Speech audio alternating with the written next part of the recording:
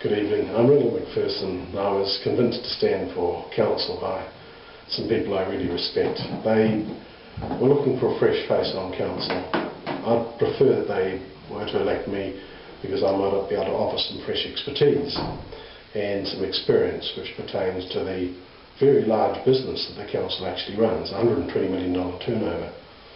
And given my background in both the private and public sectors and some successes, I thought I'd make that expertise available.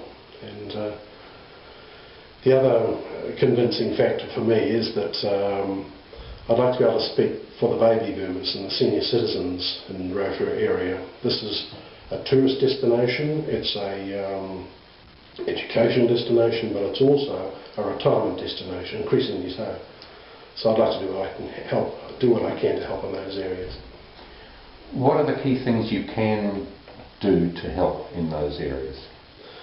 Well, the sorts of service, the array of services that are provided by the council to the various groups of citizens, the diverse nature of our society, vary quite a lot, and it's only in recent years that there's been a building of services for the baby boomers, the retirees, and they've got some very, very good ideas that I think are worth listening to. So I think I might be able to convey those ideas much more convincingly to the council than it's currently the case. At the other end of the age spectrum, we've run across quite a lot of concern about youth employment. Does council have a role there, and if so, what? Yes, it does. It's got first of all, it's got very strong links with iwi, and so therefore through encouraging iwi settlements and investment, it's then possible to generate job opportunities through innovation, through the development of environmentally sound growth.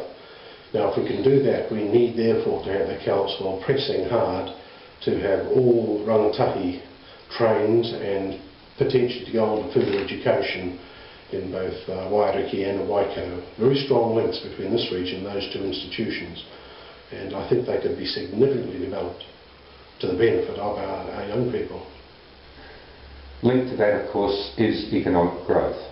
You've talked about the links with iwi and their sustainable development, basically.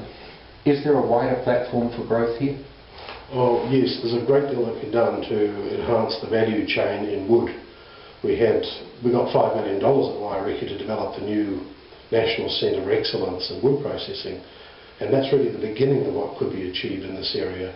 The links with Scion, for example, they're superb researchers, and that's all adding to the knowledge economy of this area. And that's an area of specialisation that I think the council's got quite a major role to play in. At a more local and visible level for the average person, there's also concern, we hear, about the state of the CBD at the moment. Do you see a role for someone like you there? Personally, yes. It dismays me when I see so many shops needing recycling. It's not a good look, and the current strategy of having Eat Streat is a very smart move in one respect, because it's drawing people to the main thoroughfare in one direction, but the peripheral areas are looking tired, and so I think the council needs to perhaps look to what's going on elsewhere, because there are CBD regeneration projects underway in many other parts of New Zealand. So I think we need to step back and take stock of what other people are achieving and perhaps pinch the best of their ideas.